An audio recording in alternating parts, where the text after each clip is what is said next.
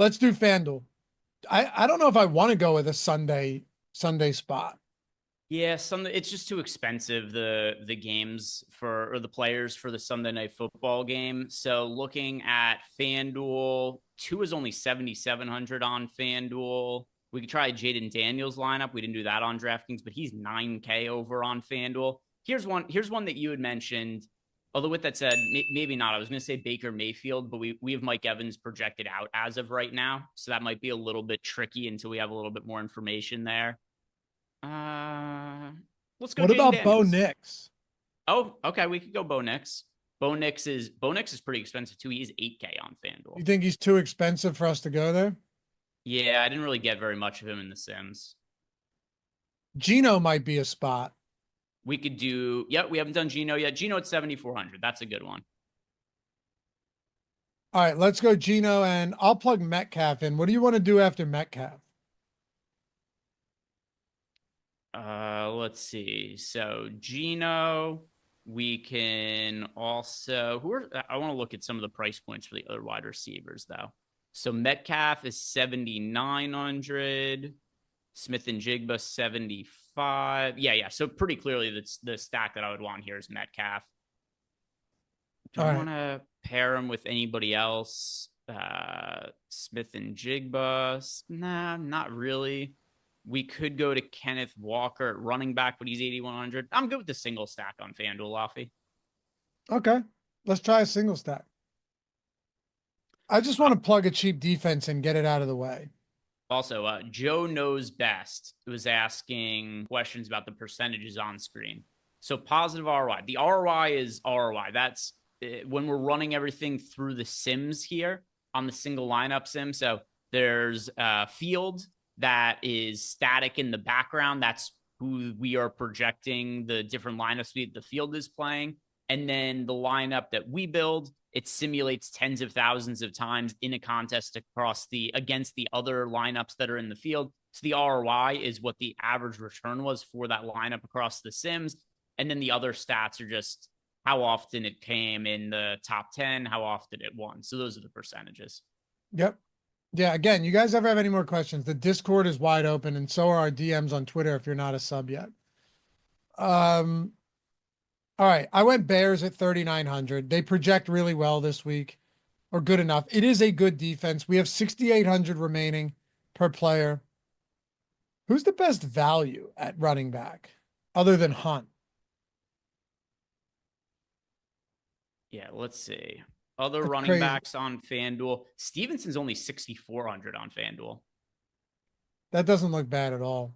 Tyrone Tracy is 6,700. Dude, Achan's above 9K. Mixon's above 9K. They still project well. Yeah, here are the ones that stand out the most to me at first. Stevenson, 6,400. Tracy, 6,700. Mentioned them. And also Rico Dowdle, 6,300. As much as the Cowboys haven't been great, Dowdle's somebody we count on for workload at this point. Let's try Stevenson at 6,400. Okay.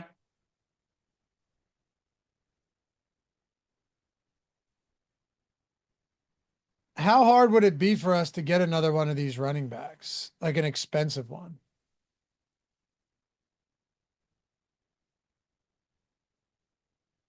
It's not that hard. The pricing on FanDuel always ends up being pretty soft. And also there are a lot of good looking mid-range to cheapish wide receivers on FanDuel.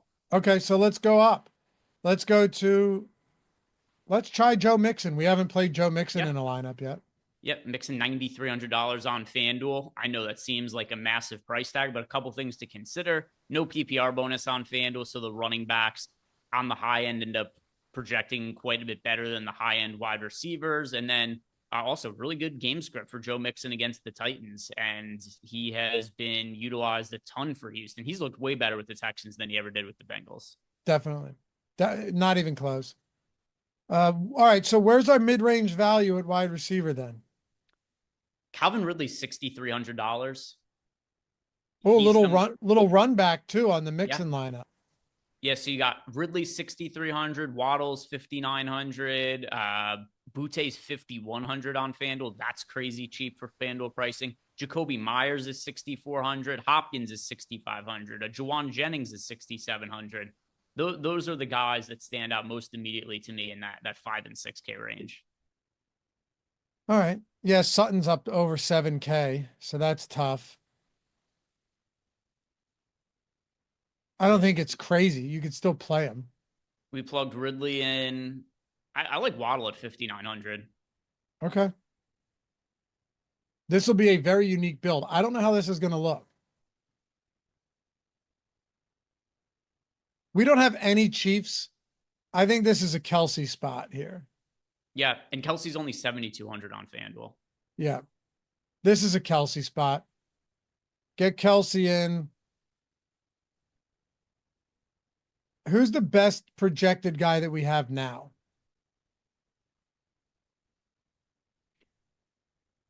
Ugh. We could go cheaper at defense too. Okay, let's try that. Who would you be willing to go to all the way down there, though? We could go the Giants are 3,300, the Raiders are 3,200. Either of those just to save the salary. Just go with the cheaper one. Put in the Raiders at 3,200. We don't have any Broncos in the lineup. Yeah, plus what does it matter?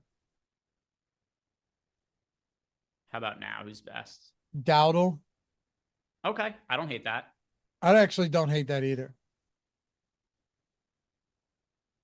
If we wanted to, we could actually upgrade the defense now and make it the Giants for $100 more, but no big difference.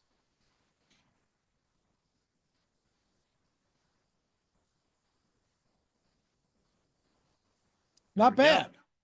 Yeah, so just because we got the question before, here's what the different percentages are on screen.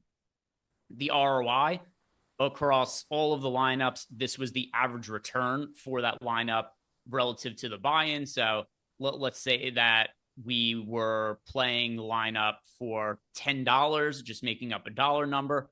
On average, this lineup would be winning $11.23, profiting $11.23. The win percentage, that's how often this lineup came in first in the run of sims we did. Top 10, that's the percentage of time that it came in the top 10 of the GPP. And then cash percentage, that's how often it at least min cash. So those are all the different percentages. Yep, perfect.